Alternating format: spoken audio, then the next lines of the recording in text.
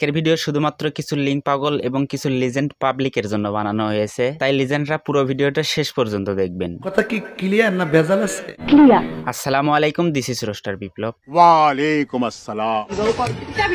Video শুরুতে যে মায়াটাকে মার খাইতে দেখলেন, সেই মায়াটাকে নিয়েই কিন্তু আসল কাহিনী।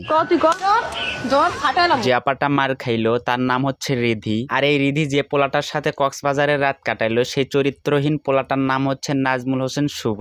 এখন কথা হচ্ছে এই রিধি এবং এই নাজমুল এই দুইজনই কিন্তু বেহেনচোদ, পাশাপাশি এই রিধির যে বান্ধবীরা আছে তারাও। দেখেন ভাই, এই রিধিকে যে মায়া দুইটা মারতেছে তারা হচ্ছে রিধিরই বান্ধবী। এখন অনেকেই বলবেন বান্ধবী হয়ে আরেক বান্ধবীকে কেন পেটাচ্ছে, কেন? দেখেন ভাই, বিষয়টা যদি আমি একটু ক্লিয়ার করি তাহলে আপনারা বুঝতে পারবেন। এই যে মায়াটারে দেখতে পাচ্ছেন, এর নাম হচ্ছে রিধি,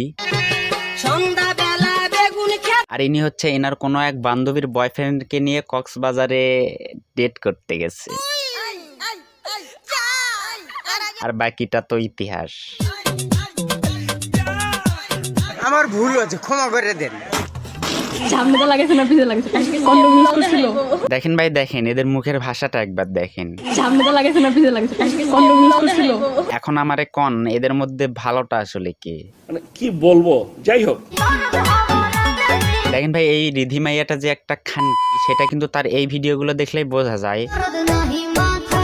মানে চেহারার মধ্যে একটা খানকি খানকি ভাব। আর হ্যাঁ, যেখানে ইনি নিজেই ভালো না সেখানে এর বান্ধবীরা আর কেমন হবে? যাই হোক, সব মিলিয়ে আমরা কি বুঝলাম, এই রিধি কিন্তু একটা বেহেনচোদ, এর বান্ধবীগুলো ঠিক একই, এতে কিন্তু কোনো সন্দেহ নাই। আর হ্যাঁ, নাজমুল হোসেন শুভ ছেলেটার সাথে যে রিধি এগুলো করেছে তার প্রমাণ হচ্ছে এইগুলো। তাহলে আমরা কি বুঝলাম, এদের নিয়ে মাথা ব্যথার কোনো প্রয়োজন নাই, কোনোই প্রয়োজন নাই। এরা মারা খেতে থাকুক, আমরা দেখতে থাকি। ঠিক আছে।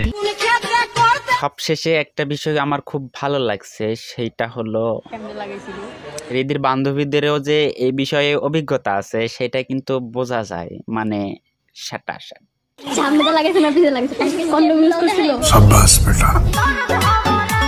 ওকে, আজকে বিদায় নিচ্ছি। তবে যাওয়ার আগে একটা কথা বলে যাই, আইফোনের জন্য যে কেউ কক্সবাজার যাইতে পারে, এটা নিয়ে আমাদের কোনো মাথা ব্যথার নেই। বলো কি, তুমি সত্যি বলছো? তো আজকে বিদায় নিচ্ছি, দেখা হচ্ছে নেক্সট কোনো এপিসোডে। ততক্ষণ সবাই ভালো থাকবেন, সুস্থ থাকবেন। নোংরামি করবি, রোস্টিং হয়নি।